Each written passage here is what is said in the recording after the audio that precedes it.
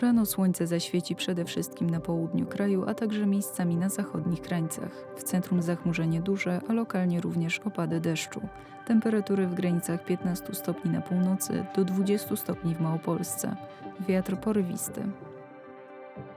Po południu jeszcze silniej powieje wiatr. Na Pomorzu porywy osiągną do 80 km na godzinę. Na przeważającym obszarze kraju zachmurzenie duże i umiarkowane. Na południowych i wschodnich krańcach, a także w centrum przelotne opady deszczu. Pogodniej na zachodzie i tam miejscami jest szansa na bezchmurne niebo. Termometry pokażą od 17 do 25 stopni. Najmniej zanieczyszczeń pojawi się dziś na Podlasiu i Opolszczyźnie. Poza tym jakość powietrza dobra.